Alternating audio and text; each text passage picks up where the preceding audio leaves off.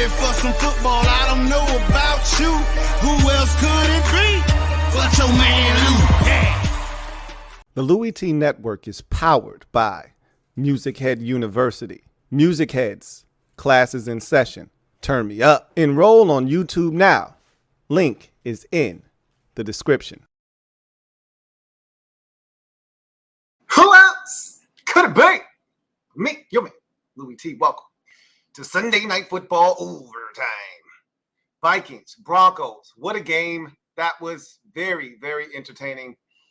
The Broncos offense is not very entertaining. We'll talk about that here in a second. But I thought they summed it up perfectly. This is like the Pittsburgh Steelers. Hard to watch on offense, excellent defense. If they make enough plays, they will have a chance at the end. And their defense made enough plays. You know, this has been the story of the Vikings season, honestly. This is a 6-5 team right now. And if the turnovers weren't what they've been this season, we're probably talking about an 8-2 team. Seriously. 9-2. All right, they've played 11 games. No worse than 8-3. You know, they've given games away. The first game of the season against Tampa, they gave it away via turnovers.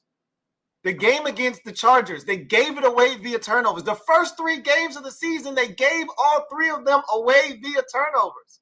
It was amazing watching them struggle with turnovers to start this season, and it reared its ugly head again. You got to credit Denver for forcing those turnovers, for forcing the issue, for getting to the football, for making plays when it mattered most. There's an art to that. You know, certain teams just understand how to create turnovers. And the Broncos are clearly, we saw it last week on a primetime stage against the Buffalo Bills, force a bunch of turnovers and just do enough to win the football game. Same deal here. This game was over, okay?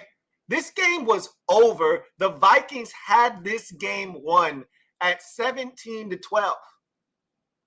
This game was over, and then you get the fumble by Alexander Madison. This game's done. They're already in field goal range. Matter of fact, I think the score might have been 20-12 at that point. Or not 20-12. What was the score at that point of the game? I think it might have been 20. I think it might have been 20-12. And a field goal would have put them up 23. A touchdown would have put them up 27-12. It felt like the game was done at that point. Maybe the score was 17-9. At that point. I think it was 17-9 at that point. That's what the score was, 17-9. The game was over. They were up 8. A field goal puts you up 20-9. A touchdown is 24-9, and it's definitely over. And he fumbles the ball. Gave the Broncos life. They got a field goal on that possession, turned it to a 17-12 game, and then he throws the pick that should have given them the lead, but they get the face mask penalty, pushes them back, and they only get a field goal out of it. So this game was crazy because the Vikings had control of this game up 17-9 with the ball driving for points. And again, the turnovers are the story of the season for the Vikings. If they miss the playoffs, you don't have to look any further. We can talk about the injuries, right? Kirk Cousins, Justin Jefferson, they're well documented, right? But it's the turnovers. Even when those two were both in the lineup to start this season off, they lost games they had no business losing because of turnovers. And tonight, you can put this game in the category of a game you had no business losing. But again, turnovers reared their ugly head. We'll talk about the Vikings here in a second as they see their 5-game win streak snapped 21-20 on the road to now the 4-game winning streak, Denver Broncos. Let's talk about the Broncos because I don't know how much longer this is sustainable for. Boy, this offense is Medusa. My goodness. Russell Wilson, so he had a streak coming into tonight's game, 5 straight games of less than 200 yards. Can you see why? If you watched last week, if you watched this week, can you see why? He didn't have games over 200 yards passing? I mean, my goodness. How many checkdowns? I'm curious. I want you guys to take a guess before I look. I'm about to look, okay? How many catches to the running backs in this game? Go ahead, guess. I'm going to guess too. Samaje had 4 on the final drive by itself. How many dump-offs to McLaughlin? How many dump-offs to Javonte Williams? I'm going to go with of his 20, how many completions did he have? 27. I'm going to say 14 of them were running backs tonight. 14 is my number. What's yours? Leave it down in the comment section. Timothy Swindle says 35 is my guess. Rich says 11. I like that number. I'm going to go with 14. I think 11 is a little low, especially when you consider that Samaje had 4 on the final drive by himself. Let me check the audio. Y'all said the audio is a little banged up. Let me check it out. Let me see. Make sure ain't nothing crazy going on. Yeah, that's what it is. My fault. Oh no, that's the audio should be fine. Can you guys hear me? Is the audio messed up? Everything looks to be good on this end.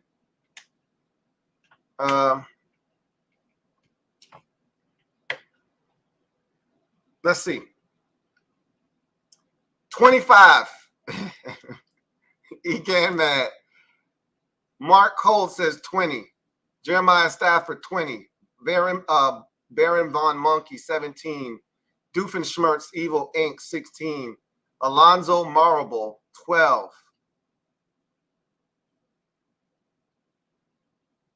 All right. Let's check it out. Let's end the suspense right now and see. Because this is some nasty work they're putting together offensively. All right. So Samaje had 7. I didn't even realize he had that many. Samaje had 7. Javonte had 2, so that's 9.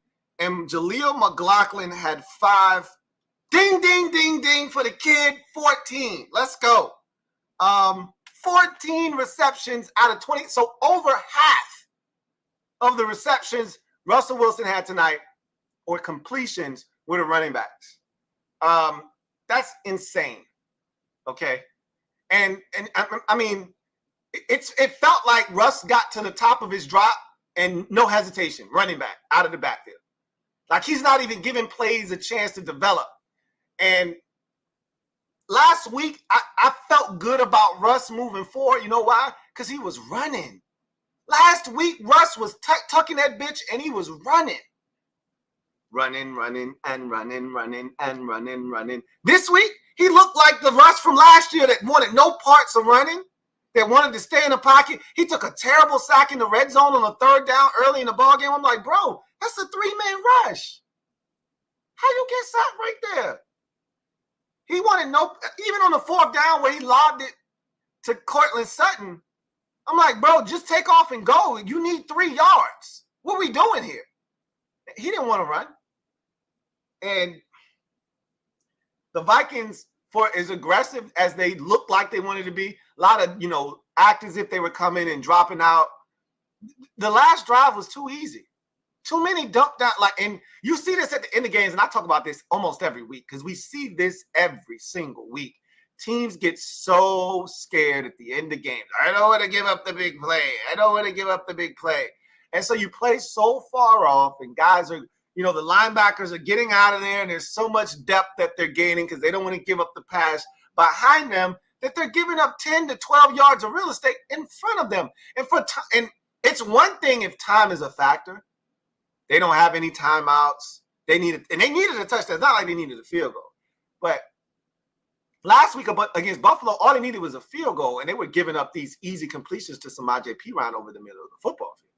Tonight, they needed a touchdown, but they were still giving up chunks. One play was 10. Another one was 17. Another one, was the one he fumbled was 6. I'm like, bro, what are y'all doing here? Another one was like 12. Like, seriously? Y'all just going to keep giving them these to get them within striking distance? I just don't know why teams consistently do that. But, boy, this isn't sustainable for the Broncos. This model that they've created over this 4-game win streak is not sustainable because you're not going to create 3 turnovers every week. And the opposition isn't going to cooperate with you. And conversely, while the Broncos limit the probability that they'll turn it over because Russell Wilson is not pushing the ball vertically at all, essentially. So it's hard for them to, the running backs may fumble, special teams may have a gaffe here or there. whatever the case may be. This isn't sustainable.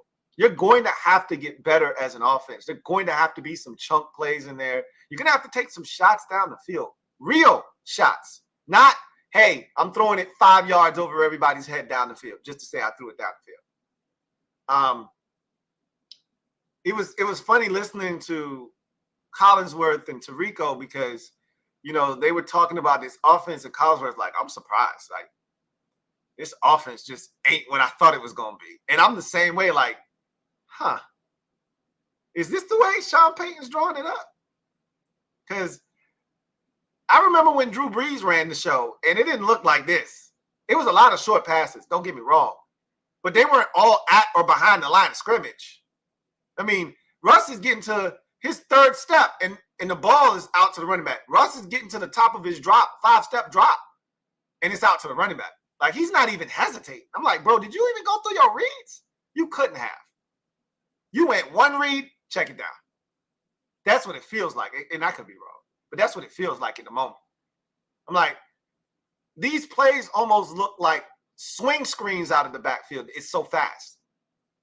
But at the end of the day, unlike last week where they did have a semblance of a run game, they had no run game tonight. And so that short pass game essentially acted as a de facto extension of the run. But again, we can't lean on that as a crutch and say that's why the pass game is why it is, because Russell Wilson didn't have a 200-yard passing game in his last 5 contests prior to the night. That's a problem systematically, right? Schematically, excuse me. That's a problem schematically for them. Either that's an execution issue for Russ, or Sean Payton isn't putting them in positions to succeed down the field, whatever the case may be. They've gotten it done. They've limited the turnovers. They've put themselves in a position. The defense has been outstanding. And if you're a Washington fan, it's games like tonight where I just look at other people's stuff and I go, our shit just don't look like that. Our shit don't perform like that. For instance, Justin Simmons, you want to pay Cam Curl.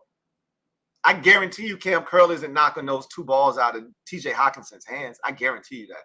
I know he's not. He's going to tackle him, but he's not knocking it out of his hands, right?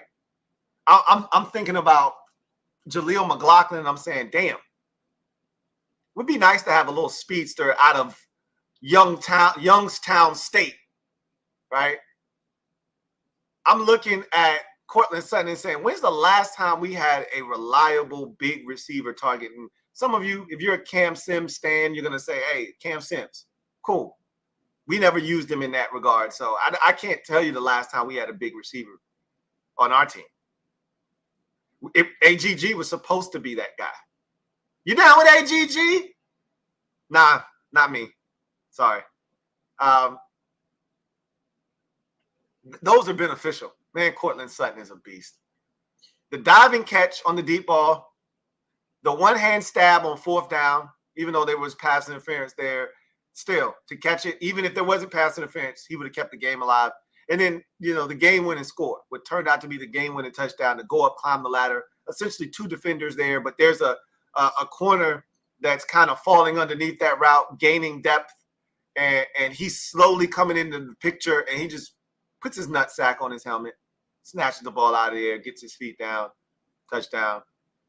8th red zone touchdown of the season for Cortland Sutton. He's a weapon. That's what we call a weapon in the red zone. And again, when you get down into the red zone in particular, it's less about plays for me, more about players. Like when Denver got down there early, I'm like, why are we not just throwing a back shoulder fade or just a regular plain old-fashioned fade? Or why are we not splitting him out wide, right? Go trips to one side, him by himself, and just run a slant and let him box out the corner. Like, what? Why are we being special here? Like, why are we doing extra shit? Like, let's understand who we have and what he does down there. But that's nor here nor there. You want to keep kicking 30-yard field goals. You want to keep kicking 27-yard field goals. Knock yourself out. I don't have nothing to do with that. The defense felt bend but don't breakish for much of the night. But when they needed turnovers, how about, and another thing, one more thing for the Washington fans. One more thing before I forget, because this was another thing that was on my mind. Their nickel corner. McMillan. Watched him force some turnovers tonight, 2 of them. Watched him force a turnover last week, and they said he's at 4 in the last 3 games, so that means he had 1 the game prior to that. And he's playing sticky coverage. I don't know where they got this dude from, but that's what we need. We need a actual nickel corner, not no big boundary corner posing as a nickel. A short, small, quick, twitchy nickel that's not afraid to come up and hit. McMillan will come up and hit. I've been fiending for one of these. Y'all know how I felt about Hilton from the Steelers. I told you he would have been priority number 1 that offseason, Mike Hilton, when he was a free agent. You see what he's doing for the Bengals. Y'all know how I feel about the Colts nickel corner. He's one of the best in the league. I'm dying for a dope nickel corner. And the Broncos look like they just unearthed one on accident. Anyway, that defense, they're finding ways, man. It's not always pretty, but it's gritty, and most importantly, it's a dubski. They got it done. I thought they were going to lose the game. I was disappointed in the play call on that 2-point conversion. I'm like, so you called a timeout because you were about to get a delay of game because Courtland Sutton was in the crowd, all of that. It's like, just call a timeout. Don't worry about it. They called a timeout. I'm like, okay. Are we going back to Courtland? Because I would. Shit, he's hot. I'm going back to Courtland. You know what? It would have been a nice little, and Sean Payton used to be the master of this. Send the guy in short motion. He used to do this with Michael Thomas all the time in New Orleans. Send the guy in short motion and then run that quick wide receiver screen slant play, right? Where you got 2 receivers kind of there, but they're not really doing nothing. And then the guy that comes in motion comes underneath real quick, and you just throw it to him real quick. And he's a big body dude. Good luck stopping that. That bullshit ass toss they ran out of gun, like, that's the best you came out of. You called a whole entire timeout, and that's the shit you come out of the timeout with? You're trying to lose 23-21. And I was prepared for them to lose because I needed this game back. I was on a collision course for the Piss Cup. Every 50-50 game, there weren't many this week. Every 50-50 game I lost this week. Every single one. Arizona. Thursday night with Cincinnati. The Pittsburgh-Cleveland game. The Rams and the Seahawks lost that one. Every 50-50 game went in the opposite direction. I said, this is the last one I got left. This one is Monday, obviously. But I'm like, if I don't get this one, I'm destined for the Piss Cup. I know that shit got my name on it. And I still might not be out the woods yet. I was nervous. Your boy was nervous. I needed this one. At this point, I know I ain't going to win winners and losers. I just can't take the embarrassment of sipping from the Piss Cup. I just can't do it. My heart can't take it.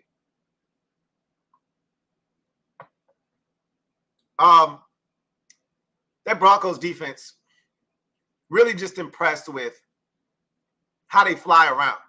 Like, they were hitting tonight. The Josh Dobbs fumble on the first possession, first of all, I'm like, why are you putting your quarterback in that situation? Like, I know everybody is looking for the brotherly shove now, and so you're trying to get cute off of it. Don't put your quarterback in that situation. Josh Dobbs got lit up. Damn. He got his ass mollywop. Don't do that shit to your quarterback, man. Not when you already down your starting quarterback. Are you insane? Are you insane? Yes or no? Because you're playing with fire. Do you want to put Nick Mullins in the game? Is that what you want?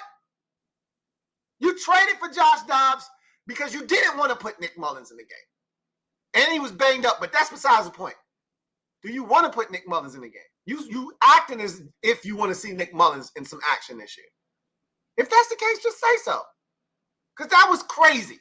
Pure craziness. And he got waxed. They was hitting out there, though, man. Alex Singleton be flying around. Josie Jewell be flying around. McMillan be flying around. Browning be flying around. Them boys just be flying around. And we know Kareem Jackson don't give a shit. He get fined every week. Think he just came back from a suspension. He don't give a damn. And he couldn't find again for that shit he did tonight. Crown of the helmet, right into the Josh Dobbs' shoulder. Oh, he getting fined again. He don't give a shit. He don't like money. He don't like money. It's all right. He don't care about it, though. He don't mind giving it to the league. They was hitting. They was physical. I'm going to tell you what, though. Dobbs is a slippery mofo. There was at least 5 times I was like, oh, he about to get sacked. I'm like, y'all can't corral this man. They got Dobbs out here looking like Jake the Snake Plumber or some shit. I'm like, he that slippery? Seriously, he that damn slippery. He was slithering in and out. I was like, well, goddamn, Josh Dobbs, go do your thing, man. I ain't mad at you. Big game from Will Lutz. You know, we don't ever give the kicker credit until, you know, something bad happens. Now we want to bring him up. Will Lutz was 5 for 5 tonight. They needed every one, obviously. Huge game from him. And had the game winner a week ago. He was huge because they were struggling offensively. What was the red zone count? I don't know how many times they made. It felt like they made it in the red zone about 3 times and went 0 for 3. That's what it feel like. Because I think that last touchdown was outside the red zone. Let's see. Broncos were 1 of 5. They were tragically bad tonight, boy. I don't know how much longer they can keep this shit up. Who they next 2-3 games? Let me just see real quick. The Browns, the Texans, and the Chargers, and the Lions. They might lose all 4 of them damn games. Real talk. They might beat the Chargers. They might have a new coach by then. But I don't think the Spanos are fire a coach in season type of owners. So I'll say they still got the same coach, but the Browns defense might be good enough. Now, their defense might be good enough to force some issues with DTR, but the Browns defense is good enough to cut all that shit out that they got going on right now with Russell Wilson, all these damn checkdowns and that bullshit. Anyway. Clutch win, man. Back to 500. Who would have thought when these two teams started off 0-3 that we would be sitting here talking about a game in which the Vikings had a chance to go to 7-4 and the Broncos had a chance and has successfully gotten back to 500 at 5-5. Unbelievable. I thought they blew it after the 3rd and 20. I'm just like, why are we being so aggressive on 3rd and 20 though? Like, I know Alex Singleton is a really athletic white dude at the linebacker position, but you really want to put him in one-on-one coverage with Chandler, who is a speedster?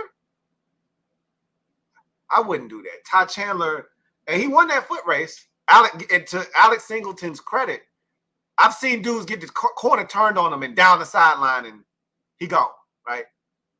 Shit, Saquon Barkley did it to my linebacker. He's supposed to be a 4-3 dude. Can't tell.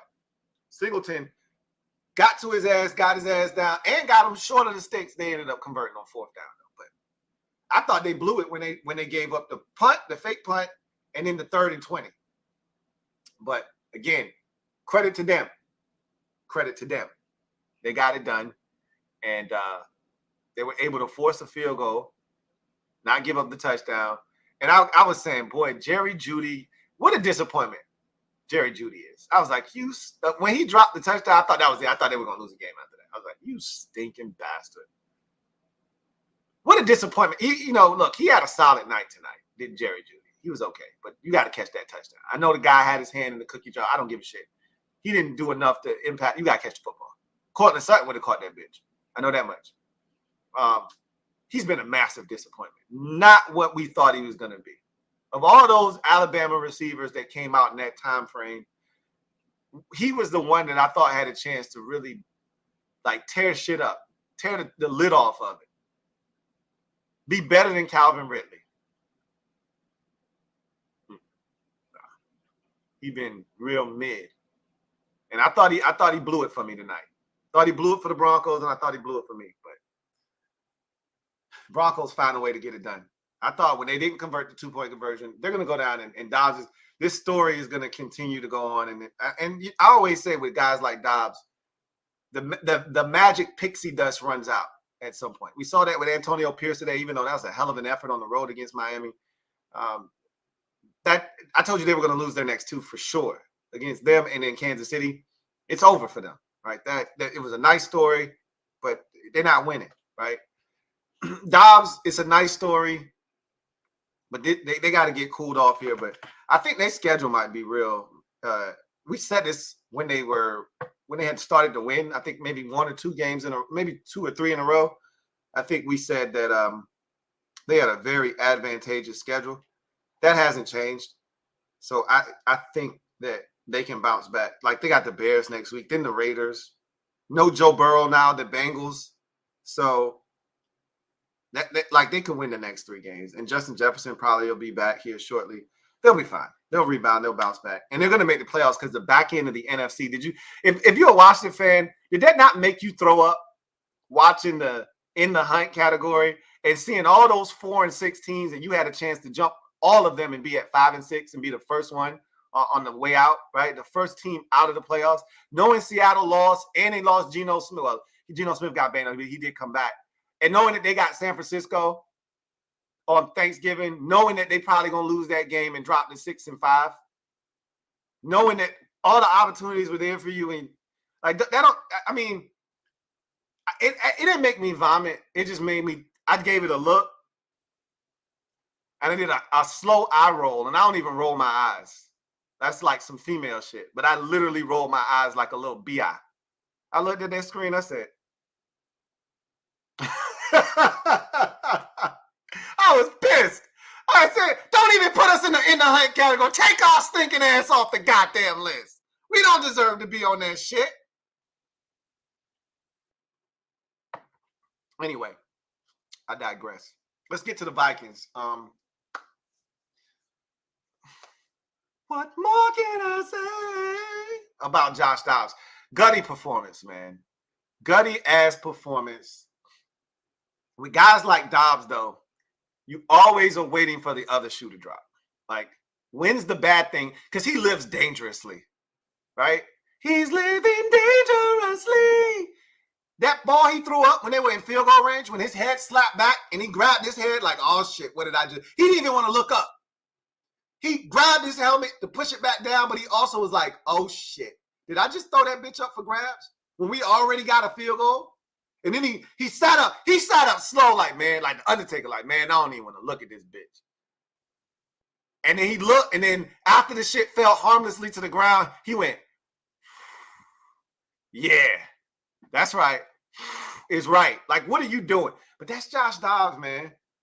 That's why he a backup quarterback, because he do that kind of shit. But boy, he was creating. Like the touchdown, the first touchdown, I'm like, that's a sack, bro. And he dunked that bitch down. And you know what Collinsworth said? You know, and he said some good shit tonight. Normally he's obnoxious as hell, and I'm like, man, I can't stand his ass. He said some real good shit tonight. He been hot the last 2 weeks or so. He said, Dobbs be real calm back there, man. And there's a couple of illustrations of that tonight. That first touchdown, after he shrugged off that defender, there's still 2 more Broncos running at him. He just stood there. He was poised. He was like, all right, y'all come in. Come and get me. Come and get me. And then just, boop, touchdown. The play to TJ Hawkinson, the pocket is collapsing. He kind of backpedals a little bit, but doesn't move enough away from the rush. He doesn't even get to follow through. But he just calmly stood back there, backpedaled a little bit, just lofted because, look, he was wide ass open. So he threw a punt up there, but still, it got there. He had another one on the opposite side of the field to the other tight end. What's my man from South Dakota State? Josh Oliver. I'm like, yeah, man. Dobbs be in there doing some things, man. I got to give him his credit where credit is due, man. Josh be doing some tomfoolery, but he also be doing some real OG shit. Where you go, hey, man, respect. I don't think you all that, but respect, bro. I see that. I see that play you just made. Respect. He ran for another touchdown. He knows when to use his legs. I'm still amazed at how he's been able to escape. And, I was laughing, though, when Chris Collinsworth was like, oh, the Vikings knew what they had in Alexander Madison, which is why they moved. No, they didn't. They just were done with Dalvin Cook. Alex Madison stinks. Alexander Madison, he's mid. I won't say he stinks. That's not right. He's mid. He's a regular-ass NFL running back. Ain't shit special about him. And he fumbled all the goddamn time. They'll be looking for an upgrade. Trust me. But for them to hold it down the way that they have without Justin Jefferson has been extraordinary. I mean, this is a bitter pill to swallow because you outplayed the Denver Broncos tonight. And if not for the 3 turnovers, which is the story of your season, I already said that, so I don't need to go down that road again. But you outplayed them, and to lose this game sucks. You'll bounce back. You got a schedule that you can handle. But just take a second to step back and assess and admire the 5-game win streak. You did the bulk of this you did all of this without Justin Jefferson. I don't think he was here for any of it. No. He played in the first 5 games. This was what? Hell, I'm right. He missed it. He wasn't a part of this shit. I think the game he got hurt in was the Kansas City game, if I'm not mistaken. And you lost. And that was it. And everybody just wrote you off at that point because you had the 49ers the next night on Monday. You had the 49ers the next week on Monday Night Football. And somehow you beat them. And this shit just started. And you're just like, whoa. All 5 of these games you won without Justin Jefferson. And the last 2 of the streak you won without Kirk Cousins. So much respect to the Vikings for digging that hole and then climbing out of the hole that they dug themselves and playing it. And that's a testament to their coaching staff, because for as many mistakes as they've made, for as tough of a spot as they've been put in this season, that's coaching to get Dobbs ready to come out to compete, to keep this team afloat without your 2 best players on offense. So to have them where they are, that ain't nothing but coaching. I mean, that's an up close and personal look. When we talk about Coach of the Year, he shouldn't win, but Kevin O'Connell should get some votes. That's a hell of a job. And if this Vikings team makes the playoffs without Kirk Cousins, he should definitely be in consideration for head coach of the year. Real spit. Danielle Hunter has been ridiculous this year, man. He's been outstanding. I still don't really know what the hell they were doing tonight. Like, that whole 3-man rush drop 8 shit. I guess maybe you playing Denver and, Russ ain't pushing it down the field. Just kind of keep everything in front of you, rally up, tackle. Maybe that was the mindset. But I wasn't in love with what they were doing. They came sometimes with the blitz. Some other times they dropped off. But most times it felt like they were dropping off and only rushing 3. Like, who does that in the NFL anymore? Who rushes 3 and drops 8 anymore? That feels so archaic. Like, that's an antiquated defense. Nobody does that shit anymore. Feels like that at least. Anyway. I didn't think you were going to lose this game. And I didn't think they were going to get the touchdown that they needed at the end. You played really good defense all night long in terms of red zone efficiency. Obviously, the Broncos at that time were 0 of 4 in the red zone. And in the most important, juncture of the game, you give it up. Hell of a throw by Russ, because he was on the move under duress. Even better catch by Cortland Sutton. What can you do? I thought that Dobbs gave you a shot, and you just turned it over too many times. And I hate to beat a dead horse, but without the turnovers, this is an easy Vikings victory. Easy Vikings victory. Similar to last week, the Bills beat the Broncos if they don't turn it over. It's the same story this week. Because how many of their points came off of turnovers? The first field goal of the game came off a turnover. The interception that McMillan got led to another field goal. And the Cortland the fumble by Madison led to a field goal drive. So 9 points in a game that you lost by 1. That's the way the cookie crumbles. You generally, they outlined it. You generally don't win when you're -3 in the plus-minus category. You usually don't win. Anyway, I digress. Let's get to the comment section, see what y'all got to say. Mike Jink, thank you for the super chat. Greatly appreciate it. Thank you for being a member of the MOBB, who writes, "Oh, man, Lou, I prayed for you today, Lou. Go Birds. No prayer necessary, man. I'm good over here, bro. I'm good over here. It may seem like we down bad, and if you're just focused in on the season, we are down bad, very bad. But as I told y'all before the season started, I said this with the Super Friends. I'm a machine. You can't hurt me, jerk. Right? Like, doesn't matter what happens this season. We already won the Super Bowl because we did the impossible. We got rid of Daniel Snyder. And just off the strength of that, we got something that we've been deprived of for many, many years. And that's hope. Hope that this organization, because you ain't going to win nothing. You're not going to win anything sustainable, right? Nothing of substance with an ownership like what we had going on. You might catch like we couldn't even, and I used to always talk about this with the game, with the mob. Everybody's had that year where they won 11 games, caught lightning in a bottle, won 11, 12 games.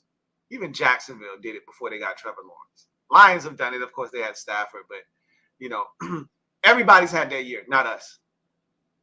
Not us. You know why? Because Daniel Snyder was our owner. You couldn't.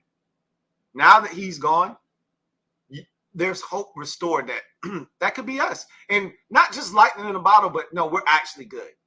This is what we do every year. The next step was finding a quarterback. We did that. So now, to me, the hard part is done because finding a quarterback is so tough. Now we got to go get the GM, the coach, and let's get this shit going. So don't pray for me, okay? I appreciate the concern, though. Don't pray for me. I'm good over here, man. Mike Jink, thank you for the super chat. Greatly appreciate you. Double up. Thank you for doubling up. Thank you for being a member of the MOBB. Who writes, damn, we haven't played yet, but Danny DeVito, Lou? I know, man. So I don't get to call him Danny anymore. He's Tommy DeVito. Hey, Tommy! He's Tommy DeVito. We made him a made man today. You didn't know that, did you? He's a made man. We grabbed his face. We smacked him lightly on the cheek twice. This kid, hey? You see this kid now? Huh? Come here. Hey, you did good. You did good. He's a made man. We made him a made man. Even if for only 1 week. I think he's going to take the confidence that we gave him, parlay that into another win next week against New England, and then they're done for the season. I think then they're finished. Okay? But I'm happy for him. I'm happy that we might have just kept him around in the NFL for another year or two. Good for him. Good for him. KRT. Stand up.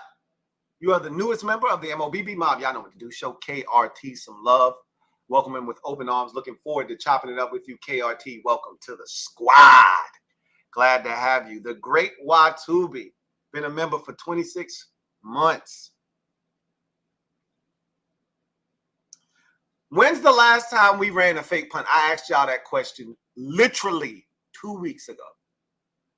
Literally 2 weeks ago, I said, when is the last time we ran a fake punt?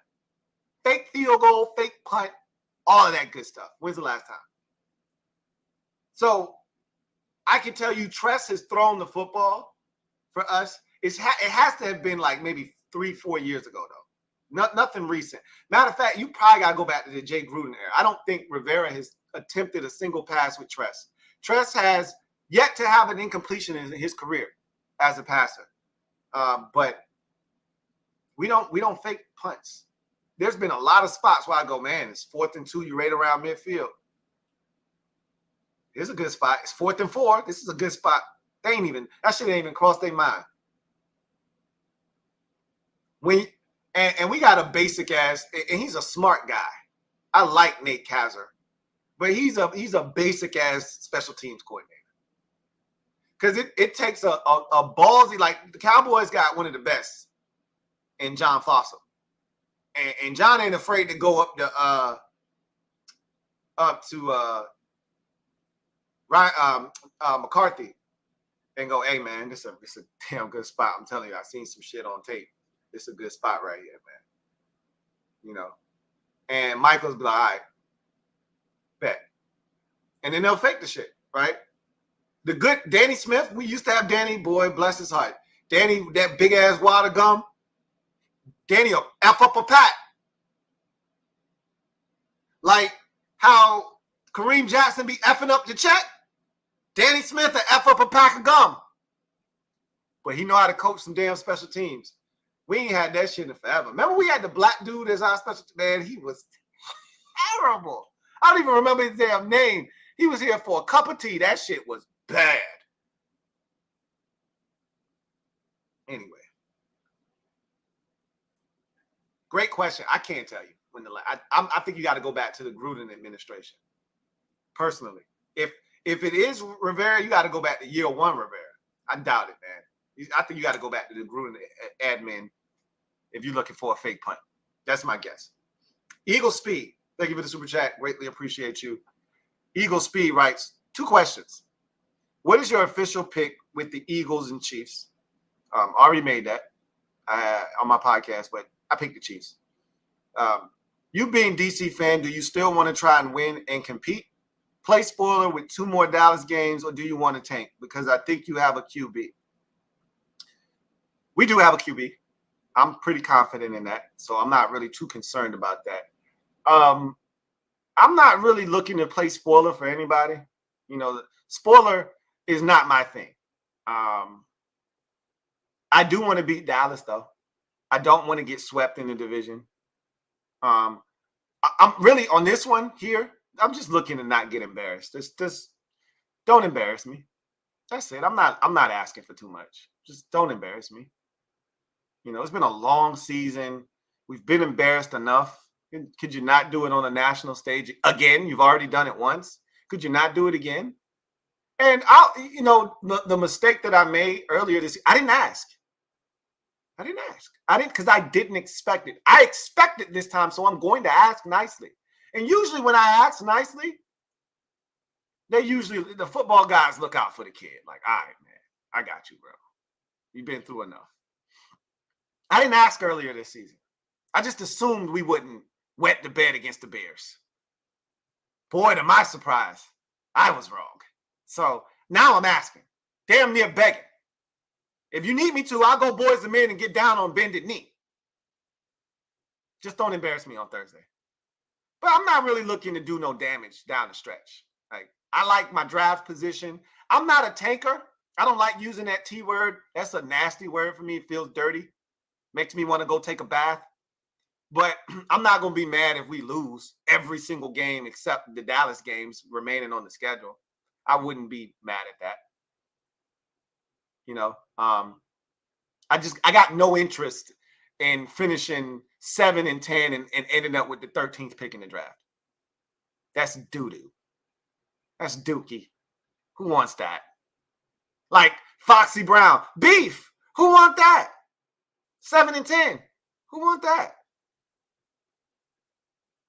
Let me get 5-12 with 1 win over Dallas. I'm cool. You can have the rest of them. I'm good. Preferably this one right here on Thanksgiving. Let me have this one. I'm cool if you say, bro, come on now. Really? You want this one on Thanksgiving? I give you the one in week 18 when they ain't got shit to play for. Whatever. It's fine. The one on Thanksgiving is convenient. It's national television. Want to have a good showing. That's the one that would be the easiest, right? But hey, if you say, bro, come on now, be reasonable. I'm trying to meet you halfway. Be reasonable with me. I give you the week 18 one. Dallas already locked into the 5th seed. Okay, whatever. I'm fine with that. 5 wins get you a top 10 pick. That's all I'm looking for at this point. We need a tackle. DJ23, thank you for the super chat. Greatly appreciate you. Thank you for being a member of the MOBB who writes, DeVito just got a contract. He can move out. LOL. He ain't going nowhere. Like he said, mom's still doing the laundry.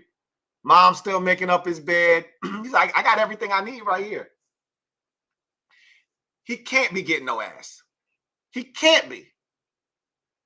You too damn old for that shit. But that's not my business.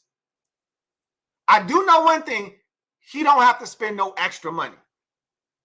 And as a rookie that got drafted in whatever round, he ain't making a whole hell of a lot of cheese.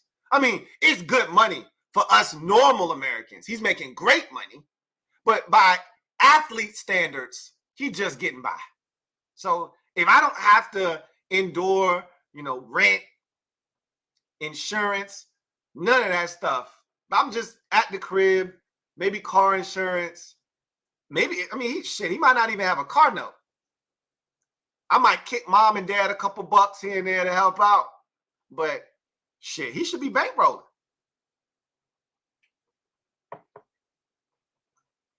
The Real Benjamin, thank you for the super chat. Greatly appreciate you. The Real Benjamin writes, position flex versus best in class is why we are bad. That's a part of it. That's not the only reason. Because I don't think the position flex thing is what got us in a lot of those instances. What got us is we reached for needs instead of getting the best player available and just getting top-notch talent. We needed a linebacker, so they reached for Jamin Davis, right? Instead of saying, hey, we don't love anybody here. They could have – I was a Nick Bolton fan. So you could have – if somebody was interested, you could have traded back. I don't know if anybody was interested in 2021 of coming up. I don't think that was a great draft per se. I'm not sure. But you work the phone, see if anybody wants to come up. Nobody wants to come up. You needed to take best player available. They didn't do that. They reached for a need. And so I think we've seen a lot of that. They steered clear of that in 2022, which was great, right? They moved back. Ultimately, that's what netted us Sam Howell and B-Rob and all of that stuff. And so that ultimately could be a big trade, as we've talked about. If Sam Howell turns out to be exactly what I think he can be and what most of us probably think he is, then that trade is going to be huge for us moving forward. But I think that's been the biggest issue is they continue to reach for players, instead of grabbing guys that can change the game. Like Quan Martin, you literally drafted him in the second round knowing that this man was going to be a backup for you. Literally. Like, in the second round, Same thing with the third round pick. You drafted him, Ricky Stromberg, knowing that you signed Nick Gates and had no intentions of giving Ricky Stromberg a chance to start. Now, that's that position flex shit right there. That's position flex.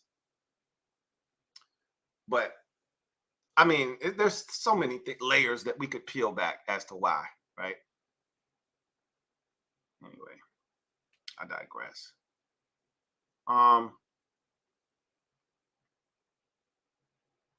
Black Spirit says, Dan Quinn to the Chargers. That'd be a great spot for him. Be a great spot for him, but if you're the Chargers, don't you kind of want to stay away from a defensive-minded coach after how this went with Brandon Staley? Now, if you like Kellen Moore, but you don't love him enough to promote him to head coach, but he's willing to stay in Los Angeles, Quinn would make a hell of a head coach, I believe. There, because there's a lot of defensive talent. Now, again, Bosa got hurt today. Don't know the extent, but I heard Chargers fans before this injury saying there's a good chance that he might retire this offseason because of all the injuries. And he's losing the love for football. We've seen Nasir Adderley do the same thing. He retired last offseason for the Chargers. You know, you get hurt so many times, you're just like, man, F this shit. That's what Andrew Luck did. And Bosa's made enough money. And, you know, you get tired of rehabbing injuries and you get to a point where it's just not fun anymore. They got to get rid of Khalil Mack. He's making too much money. They can't afford him. So they're going to lose some pieces on that D-line and maybe around that defense. But if they can replace some of those dudes with some of the talent they have defensively, Quinn could do some shit with that. They got a lot of team speed defensively. You know that's Dan Quinn's shit. Speed on defense. And then he's got a quarterback in Herbert. So, I mean, that would be a great spot for him. If he's really considering leaving, that to me would be a place that he should consider. I've also heard that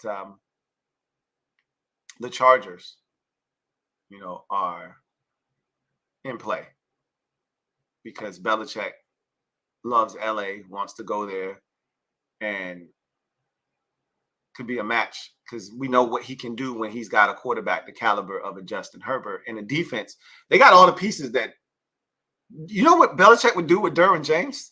They got all the pieces they need defensively. Belichick will have a field day with that shit. So the Chargers make a lot of sense for him too. But Quinn to the Chargers is interesting because defensively, that's their biggest problem right now. Is they're not getting it done defensively. But I don't know. That's interesting.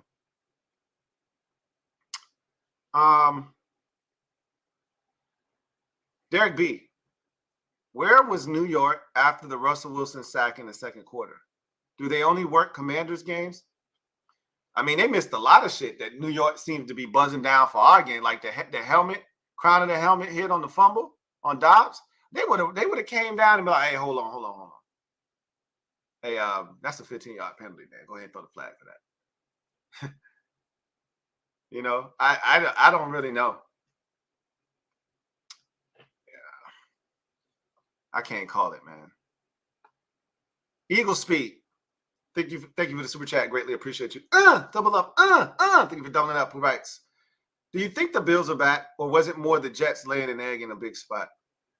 I haven't watched the game, but I'm not counting the Bills out. And I told y'all that last week. I knew they were going to beat the Jets. I didn't expect it to be that bad, but they should have beaten them bad the first time. If anybody that watched that game knows, they came in with a game plan of throwing the football because they thought they were going to have to outdo Aaron Rodgers. And when he got hurt, they never shifted to, okay, it's Zach Wilson. Let's take the air out of this thing and get out of here with a dub. We don't have to do it. They kept throwing the ball like Aaron Rodgers was coming back in the second half. Like Aaron Rodgers was coming back in the fourth quarter or something. They're capable. Now, we'll see. They scored 32 points. I got to watch the game. I know he was benched. I want to see how they scored their 32 because a lot of people are going to make a big deal out of, well, they got rid of their offensive coordinator and they scored 32 points. First time they've scored 30 or more since week 4, right? So I know they're going to make a big deal out of that. I want to see what it looked like. But, you know, we'll see. I can't crown them back after beating a bad Jets offense up. They got the Eagles coming up. I think they got a bye week, and then they got the Eagles coming up. We'll find out a lot about the Bills here real shortly. Matter of fact, let's check and see. We don't have to speculate. I think they got a bye week. They got a game this week. Everybody plays on Thanksgiving weekend. Everybody plays. So they got a game coming up here. And then they got the Eagles, I think, after their bye week.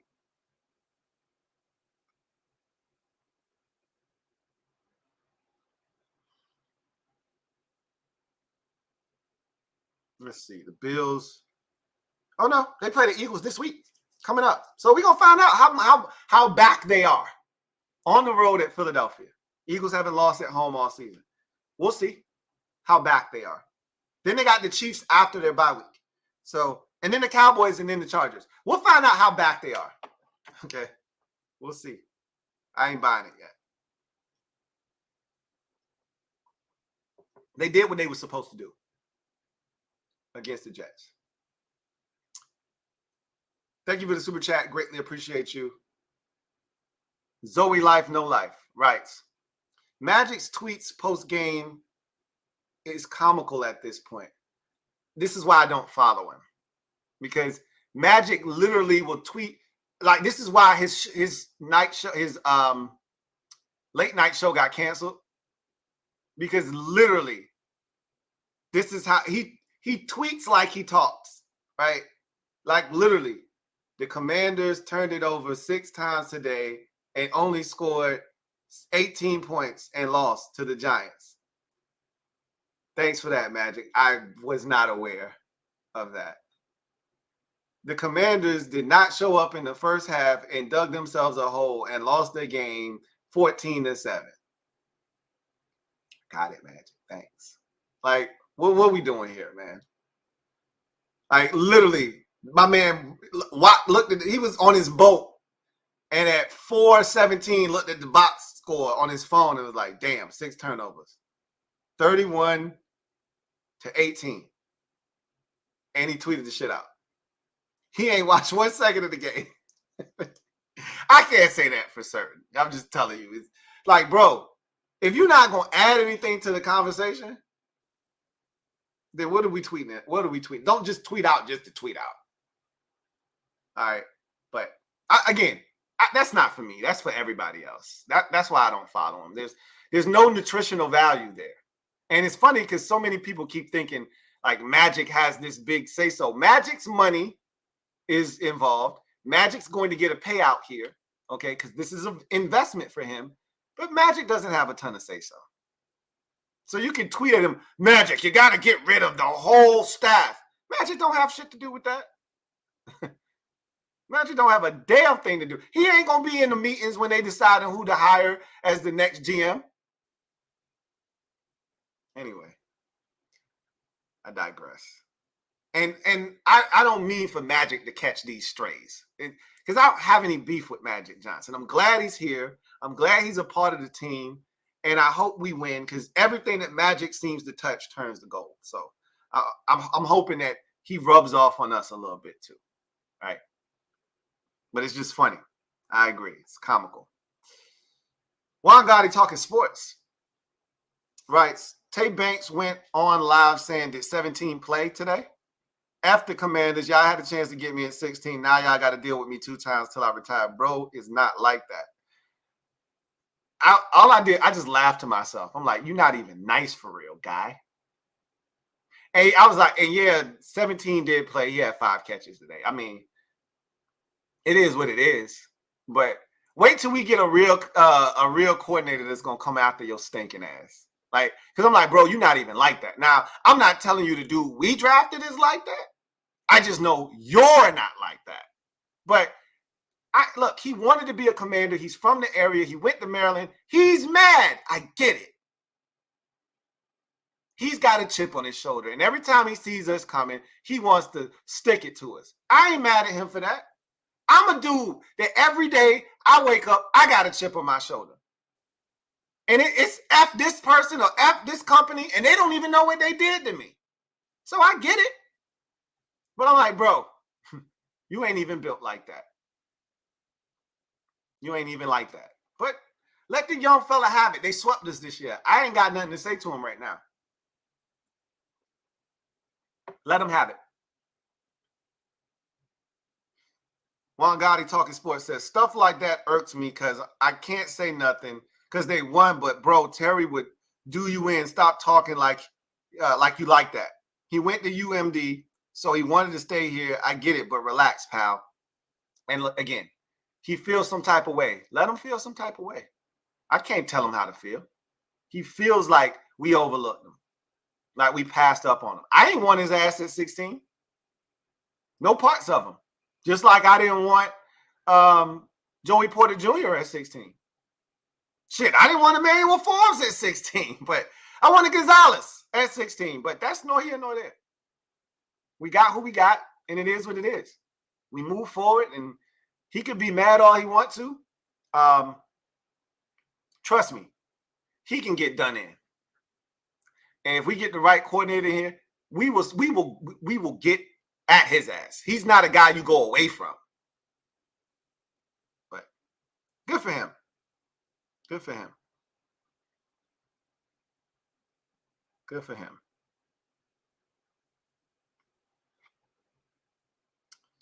Big Money Sonny says, in 20 of 61 games of the Ron Rivera era, Washington never led at any point during the game, 33%.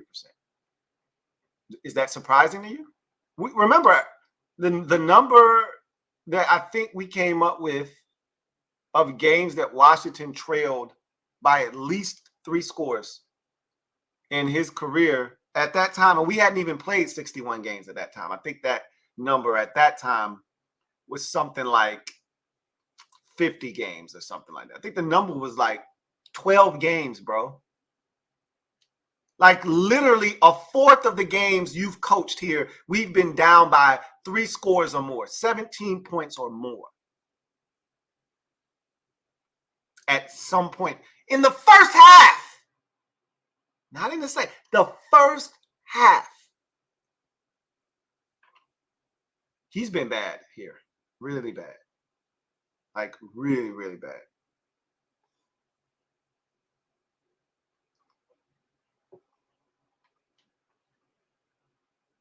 Latu Bombay. Thank you for the super chat. Greatly appreciate you. Thank you for being a member of the MOBB, who writes, let me share something with everyone. Brandon Staley shouldn't be shamed.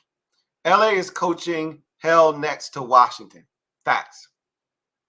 With Dan Snyder, coaches always fail here, and Brandon Staley will thrive somewhere else. I don't know about that, about him thriving elsewhere. I just know that the Chargers haven't had a ton of success with their coaches. I know that their ownership group sucks, and the Spanos are notoriously cheap, and they're meddlesome, and it's just not a good place to be. So, you know, they're one of the worst ownership groups in the NFL. And it just seems like they're kind of, I don't want to call them cursed. I hate that term, cursed. But they always seem to find ways, like today, for instance, losing to Green Bay. Like Keenan Allen with a couple of drops, and he had the big touchdown catch, but still. Like, it just feels like they find ways to lose games, if that makes sense. He doesn't do himself any favors to Staley, though. I will say that. He doesn't do himself any favors. But, you know, it is what it is.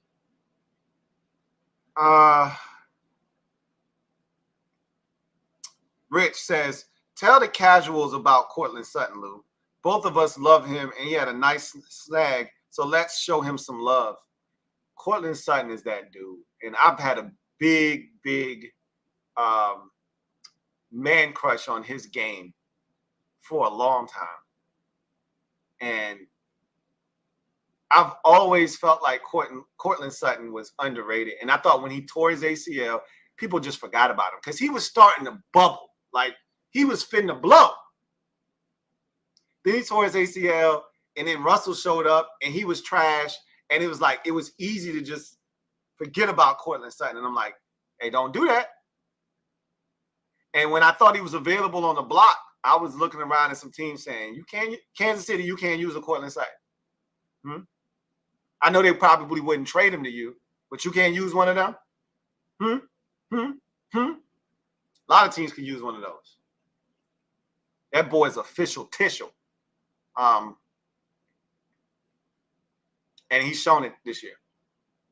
And, you know, the beauty of it is he's doing this on a national stage. Last week, that catch on the sidelines in the end zone, are you kidding me? Tonight, the one-hand grab, the dive-in stab, and then the catch in the end zone for the game-winning score. He's putting on in front of everybody.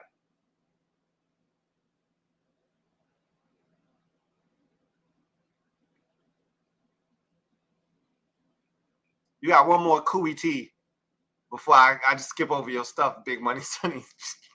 You please put my L in there, please. Dallas taking us to prison showers Thursday. No lube on national TV. Pause. I'll pause for you. That's a very distinct possibility. I'm on the case. I'm talking to a couple of people.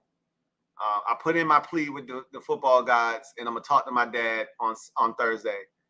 And probably talk to my dad on Tuesday because I'm going to have to get his picks. And I'm a make sure that I put in the request early. Before the Thanksgiving rush comes in, I'm going to put mine in early. Like, hey, come on, man. Stall us out, man. On Thanksgiving, stall us out. Even if it gets a little haywire late, and like this Giants game, for instance, we were down, we were down 5 or 6, whatever the score was. It was 31 to 19. So we were down 5, and then they get the pick 6, and it looks like a blowout or, a comfortable win or whatever. Even if that happens against Dallas, let's not turn it over 6 times. Okay, let's start there, and let's look competent, keep it close, respectable. And if they get away from us late, like the Thanksgiving game with Kirk Cousins when Jordan Reed went apeshit, but we, Dustin Hopkins missed a couple of field goals and we just couldn't stop their offense and it just gets away from you late. Even the Colt McCoy game where we were hanging in tough and then, Colt just imploded, threw a pick and then threw a pick 6 and then just like that, the shit was out of like, damn. Y'all was just down 3. Y'all was just down 4, and now it's like 18-point deficit. But hey, it was respectable.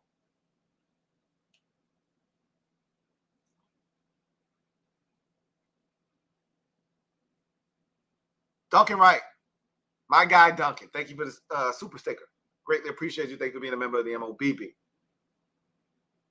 Shout out to my guy Duncan.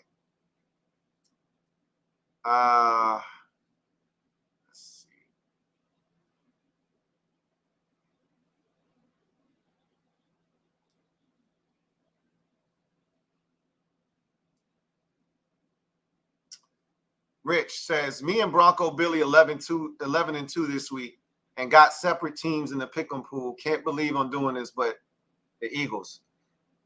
Yeah, I got to be under 500. I know I lost at least 7 games at a bare minimum. I didn't get nothing right. Nothing. So I only got the obvious joints right, and even those were a struggle for me. Like the Jacksonvilles, the San Franciscos. Those are the only games I got right. All of the 50-50 joints I lost. Every single one of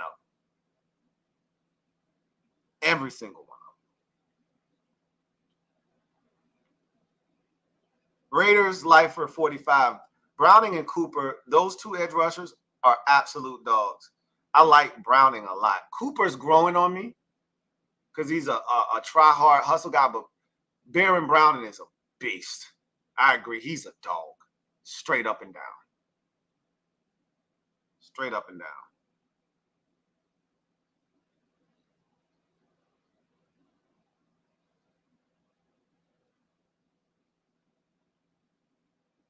All right.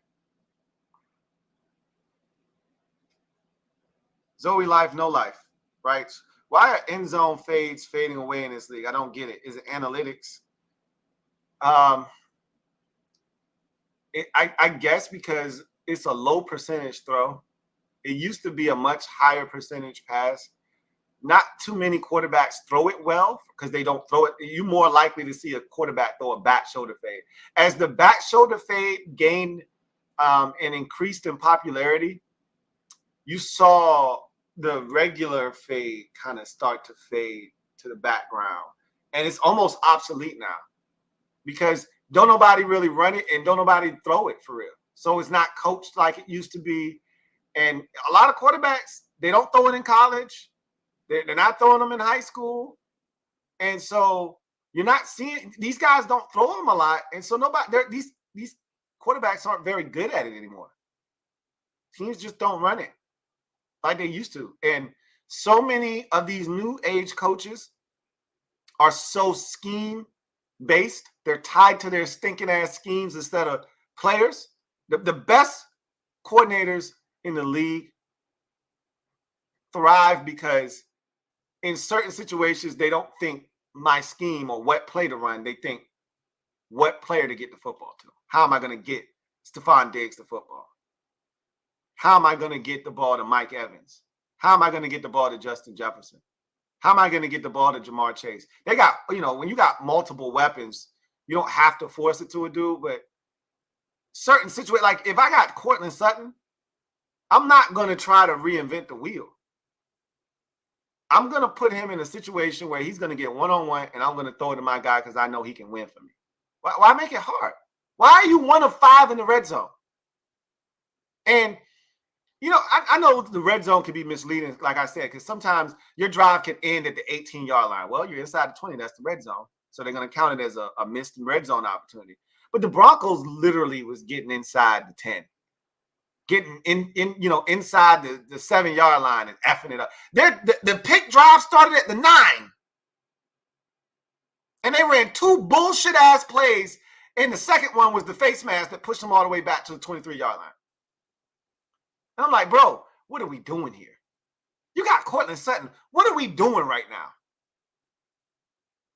I don't know. I have no idea.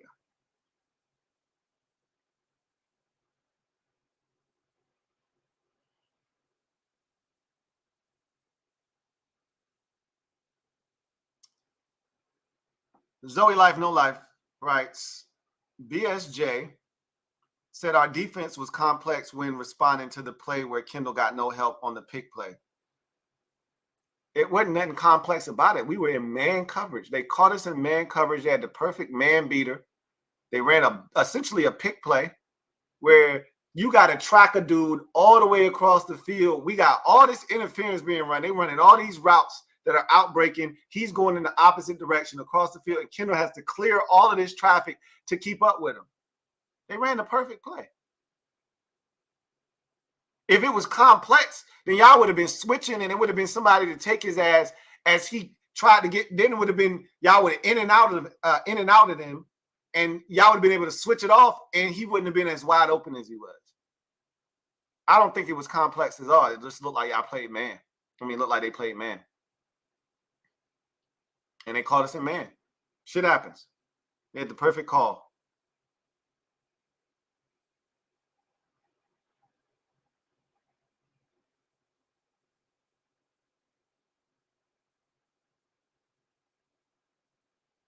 Joe Rocket says that Vikings loss could have meant something. But oh no, we suck again.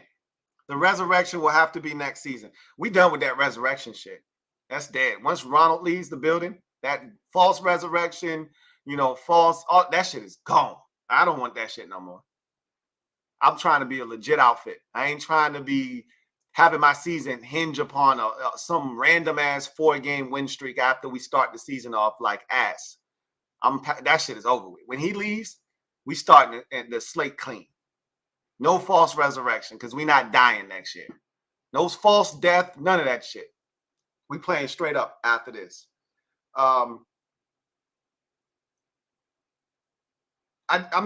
Looking at the standings, I just thought about how many games we should have won. I always like listening to Sam and Jahan because they're young. They don't have no filter, right? So they don't know no better what they should or shouldn't say. Both of them was like, we keep losing games we supposed to win. We supposed to beat the Giants. Like, you don't hear players say that shit. But they being honest, and they right. And it's frustrating because if you just win the games you're supposed to win, just beat the teams you're supposed to beat, the Bears, the Giants twice. That Seahawks game was there for the taking. Forget about the 2 Eagles games that were there that you should have won. Just win the ones you're supposed to win. Our season is totally different. You're 8-3. Think about that. If you just beat the teams you're supposed to beat, don't beat Buffalo. Don't beat Buffalo. Don't beat the Eagles twice. Those are the only games on the schedule that theoretically we should have lost. You want to lose at Seattle? Fine. You're 7-4. Just beat the teams you were supposed to beat. That's where we've gone wrong, and that's why I'm hoping when we get this new staff, they will come in here and they will instill that KI that we lack. Because when you have killer instinct, you don't lose the teams that you're supposed to beat often. It happens. Every dog has its day. And so You might catch a team, you might get caught lacking, and they got you that week. But that shit is a common occurrence for us, that we lose to teams we're not supposed to lose to. So I always say this. The teams that every year win 12, 13, 14 games like the Chiefs, they find way. It ain't always pretty, man. They beat Jacksonville 17-9 earlier this season. They beat Denver on a Thursday night. We watched that. That was a bullshit-ass game. What was the score? 17-9 or some shit? 17-10? 18-10? Whatever the score was. Just find a way to win the bitch and move on. Ain't nobody keeping score, or keeping count of what the score was 4 weeks later. Hey, I just remember on Thursday Night Football a month ago, you beat Denver. That's all I remember. I don't remember what the damn score was. Just find a way to win. You're supposed to beat Denver, beat them. They don't lose a lot of those. Denver got them the next time. Shit happens. But you know what? They find a way to beat Chicago. They find a way to beat the Titans and the Colts. The teams they supposed to beat, oh, they going to beat them. They ain't going to slip up. Look, you can talk all this shit you want about Dallas. Oh, they ain't beat a team with a winning record. But guess what? They played more teams this season with losing records than winning. And they won all the games except for Arizona against teams with losing records. Guess what their record is? That's what happens when you beat the teams you're supposed to beat. I can't help what the hell your record is when I play you. All I know is if I'm better than you and I'm supposed to beat you, take care of business. And we fail to do that year in and year out. That's why this is the first time I looked at the schedule other than last year. But last year, we weren't good. This is the first time I looked at the schedule and I said, well, damn. We should, there's never been a season under Ron Rivera where I said, we should be 8-3, 7-4. I could talk about close losses, but bad teams find ways to lose, right? I literally looked at the schedule and I was like, bro, how we not 8-3, 7-4 right now? How you lose to the Bears? How you lose to the Giants twice? Seattle was there for the taking. How you lose that game? Eagles games, both of them right there for the taking. How you lose both? Just get one of them. But forget all of that. Lose to the Eagles twice. Lose to the Bills. Win the rest of them. Lose to the Seahawks if you want. 7-4. What are we talking about right now? But that's who we are. That's what we are as a team. That's who we are. And your record is what you are. And we are what our record says we are. We're a 4-7 football team. And we stink. We're poorly coached. We don't execute. We don't have dogs. We're inconsistent. It shows every week. Even when we win, it shows up.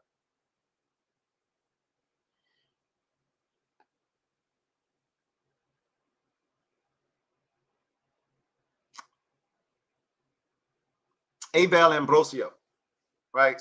What the LTN schedule looking starting tomorrow through Thanksgiving, and I doubt Ron gets fired in the morning. I already told you he ain't getting fired until after the Thanksgiving game.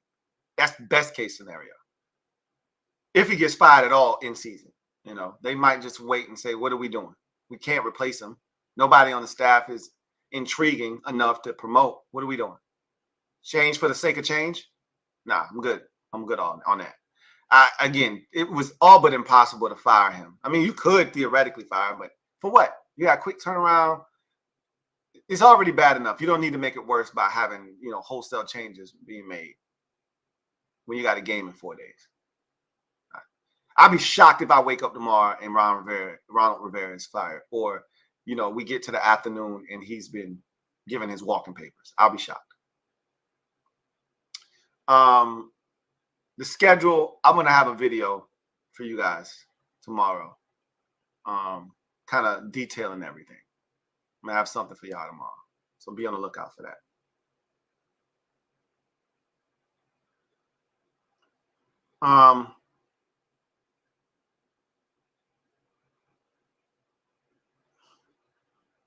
Anyway, that's going to do it for me. Your man Louie T here on Sunday Night Football Overtime. Broncos find a way to get it done again.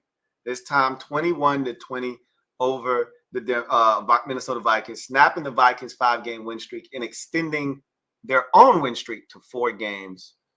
I don't know how they're doing it, but they're doing it. And now, don't look, but the Denver Broncos are now 5-5, all the way back to 500 after starting the season 0-3, and at one point they were 1-5. So, you know what's funny? And look, everybody takes losses differently. And I've been there before where I remember when we used to lose, and this is when I used to take the shit hard.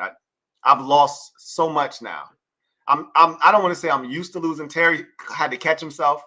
He was like, I don't want to say I'm used to this, being in a situation, where we down at the end of the season and, start needing miracles and shit. But he's like, I've been here before. He pretty much said that enough times to know.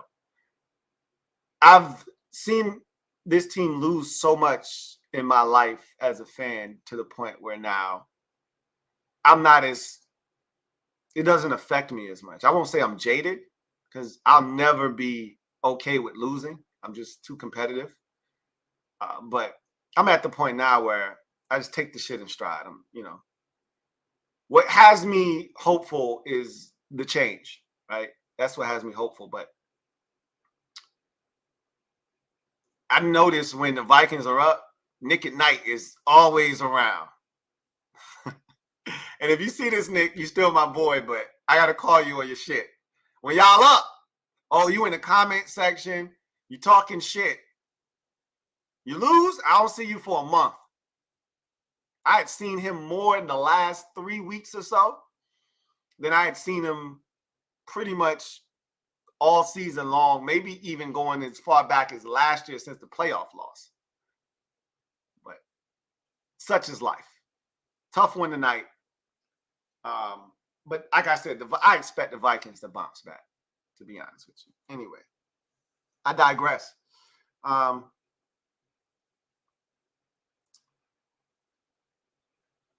Jeremiah on the way out says, please, football gods, let us find our GM this offseason. We're going to find a GM.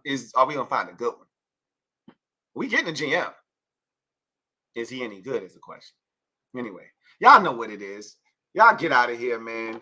Y'all take care. I'll see y'all tomorrow. A lot going on. Y'all know it's going to be a condensed, crazy week. So I'll be here to explain everything tomorrow. Be on the lookout for that. But until then, y'all take care. Enjoy the rest of your evening. God bless and good night.